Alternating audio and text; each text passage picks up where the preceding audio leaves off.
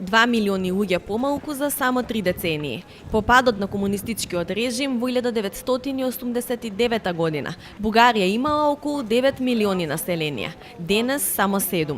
Причините за ваквите бројки експертите ги гледаат во слабиот наталитет, но и во иселувањето, кое што особено зема замав во првите години од влезот во Европската унија.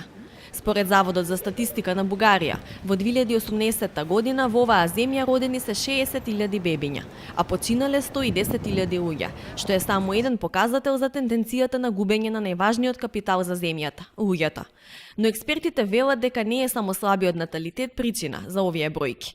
Влезот во Европската унија покрај сите придобивки што ги донесе со себе за бугарското општество, отвори и проблем со фактот што слободниот пазар и можноста да се биде еднаков низ сите останати 27 земји членки е доволно привлечен за младите луѓе да ја напуштат земјата. Тоа создава проблем за функционирањето и на политиката, но и на бизнисот. Сопственикот и председател на надзорниот одбор на еден од најголемите холдинзи во Бугарија, Еврохолд, Асен Христов, вели дека клучниот проблем е што миграцијата ја оставила земјата без високо квалификуван кадар. Има огромен проблем и тоа е в последните години. И тој дојде не само од миграцијата, дојде од тоа, че в Българија това беше грешка на нашия преход и на влизането в Европейския съюз, не се развиха много големи предприятия. Така се случи. По това време беше и кризата. Кризата попречи на големи предприятия. И поради тази причина много от добре образованите българи потърсиха реализация навън. Много е трудно добре образован човек, който вече се е реализирал извън България, да го върнеш тук.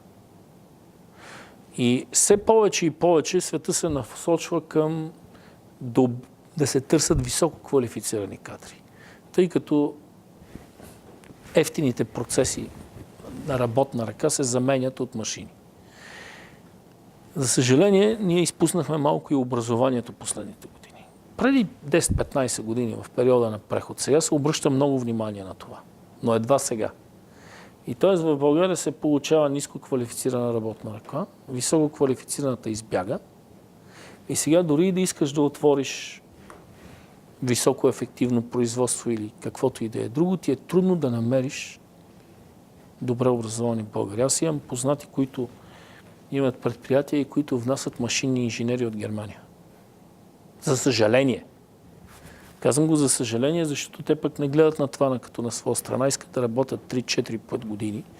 А в такъв тип бизнес да работиш 3-4 години не е като в другите сфери да си експат и само 3 години и да бягаш. И това затруднява нещата. Така че ако Македония иска по някакъв начин да си запази по-силна независимост, е хубаво да намери начин как младите хора, които са високо образовани, да останат там.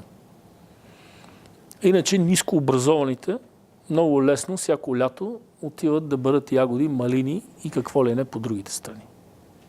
И тогава оставаш и без ниско образовани и даже ресторантите нямат сервичори. Тук сега идват такива от Украина, за съжаление.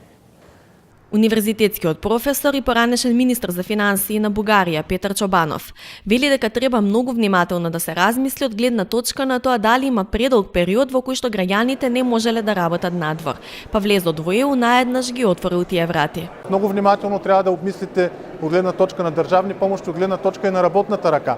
Тоест, има ли някакъв преходен период, в който вашите хора не могат да ходят да работят навън, а трябва да останат и да работят за повишаването на икономическото благосъстояние в страната.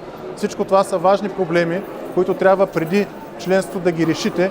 Тоест, наистина уроците от другите страни са важни от тази гледна точка и трябва да търсите всяка възможност за подобен съвет от хора, които са се занимавали с това. Министерката за надворешни работи Екатерина Захариева вели дека сите овие податоци се факт, но дека мора да се има наум, оти наспроти првичната тенденција на граѓаните да ја напуштат земјата веднаш после влезот во ЕУ.